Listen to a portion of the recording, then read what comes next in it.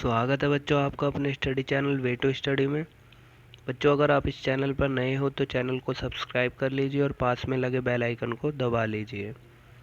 बच्चों आज का वीडियो हमारा होने वाला है अर्थशास्त्र एवं अर्थव्यवस्था चैप्टर फर्स्ट 11th क्लास का हम पढ़ेंगे इसमें। ठीक है, तो चलिए सबसे पहला टॉपिक है संसाधन। ठीक है, संसाधन क्या होते हैं?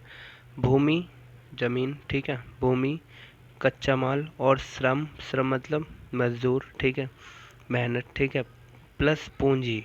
इन चारों चीज़ों से जो चीज़ बनती है उसे क्या बोलते हैं? कच्चा माल, सॉरी संसाधन। ठीक है, जैसे किसी भी चीज़ का आप एग्जांपल ले लीजिए, जैसे पेन, लिखने वाला पेन ले लीजिए। ठीक है, जैसे कि वो उसमें कुछ पैसे भी लगे होंगे, ठीक है, तो क्या हो गया? पूंजी।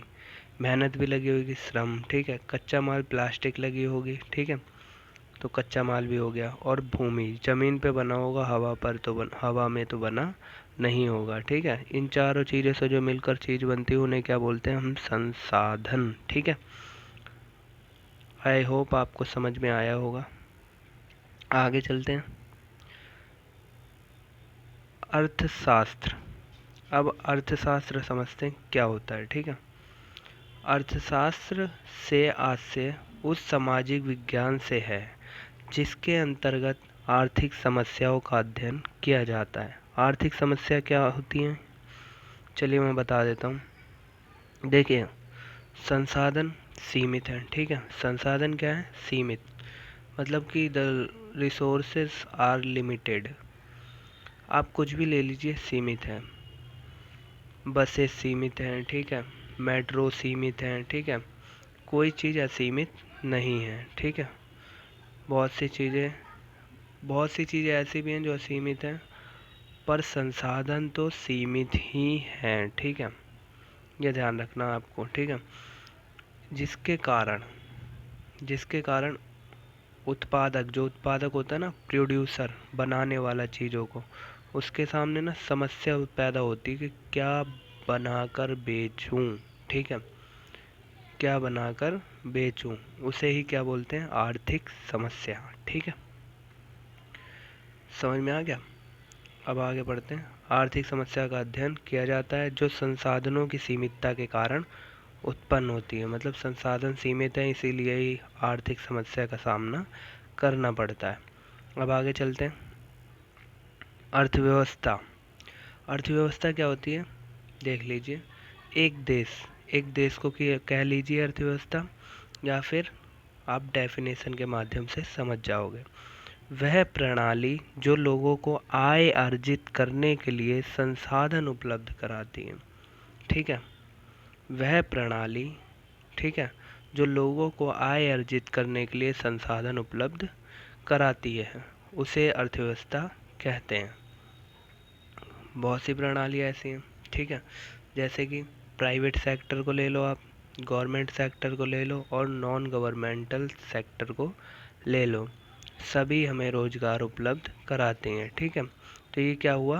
अर्थव्यवस्था। ठीक है,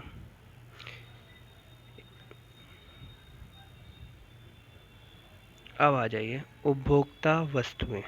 उपभोक्ता वस्तुएं, ठीक है, वह वस्तुएं जो उपभोक्ताओं द्वारा अपनी प्रत्यक्ष मतलब डायरेक्ट आवश्यकताओं की संतुष्टि के लिए प्रयोग की जाती हैं। ऐसा नहीं कि जो जो चीज़ें हमारी ज़रूरत की हैं वही चीज़ आएंगी उपभोक्ता वस्तुओं में। ठीक है, ऐसा नहीं कि गाड़ी तो चाहिए पर BMW, ऐसा नहीं है, क्योंकि आप BMW ले लोगे तो वो तो आपकी इच्छा के अनुसार आपने ली है, आपकी वो ज़रूरत नहीं है। ठीक है, उन्हें हम उपभोक्ता वस्तुएं कहते हैं। देख लीजिए एग्जाम्पल, फ्रिज, टीवी, भोजन सामग्री। अब आगे देख लेते हैं पूंजीगत वस्तुएं। पूंजीगत वस्तुएं क्या होती हैं? चलिए देखते हैं। वह वस्तुएं जो अर्थव्यवस्था में किसी वस्तु के उत्पादन में सहायक होती हैं या प्रयोग की जाती हैं। ऐसी वस्तुएं जो दूसरी वस्तु के उत्पादन में काम आती हैं तथा जिनका जीवन काल भी अधिक समय का होता है, उन्हें पूंजीगत वस्तुएं कहते हैं। जैसे एग्जाम्पल की मदद से समझ लेते हैं। ट्रक अब आप कहोगे कि ट्रक किसका उत्पादन करता है? काम में तो आती है ना, यहाँ से वहाँ चीज़ जा रही है, कच्चा माल इधर से उधर लोड करके ले जाती है, काम में तो आती है ना, ठीक है। ट्रक भी तो आता है ना। और रेलवे भी काम में आती है, ठीक है, इधर से उधर लोडिंग के लिए काम आती है, ठीक है। और मशीनें भी काम में आती हैं। दूसरी मशीन तो जाहिर सी बात है दूसरी वस्तुओं का उत्पादन करती हैं, ठीक है, काम में आती हैं। इन्हें क्या बोलते हैं? पूंजीगत वस्तुएं। और ये ज़्यादा समय तक चलती भी हैं, इनका जीवन काल लंबा होता है। और उपभोक्ता वस्तुओं का जीवन काल लंबा नहीं होता, ठीक है। अब आप समझ लीजिए दुर्लभता। दुर्लभता क्या होता है? जब कोई वस्तु अपनी आवश्यकता की तुलना में, मतलब वस्तु हमारे पास, अगर हम कोई चीज़ बेच रहे हैं, वो वस्तु हमारे पास कम है और मांग क्या है? ज़्यादा। लोग मांग उस चीज़ को ज़्यादा रहे हैं, ठीक है। तो डेफिनेशन की मदद से समझिए, जब कोई वस्तु अपनी आवश्यकता की तुलना में कम प्राप्त होती है तब ऐसी स्थिति को दुर्लभता कहते हैं। जैसे हम कोई चीज़ लेने गए, हमें चाहिए 10 पेन चाहिए दुकान से, ठीक है। और हमें प्राप्त कितने हुए? 5। कितने प्राप्त हुए? 5। या फिर 10 प्राप्त भी हुए तो महंगे प्राप्त हुए, प्राइस रेंज से ज़्यादा प्राप्त हुए। 5 का था तो हमें 10 का पेन मिला वो। तो ऐसी स्थिति क्या होती है? दुर्लभता की स्थिति होती है, ठीक है। आई होप आपको वीडियो पसंद आई होगी। अगर वीडियो पसंद आई हो तो लाइक करना, वीडियो को शेयर करना और चैनल को सब्सक्राइब करना। और बच्चों, आर्थिक समस्या वाला जिसका डाउट रह गया वो डिस्क्रिप्शन में जाकर आर्थिक समस्या से रिलेटेड वीडियो देख लीजिए, आपका डाउट पूरा क्लियर हो जाएगा, ठीक है। Thanks for watching this video.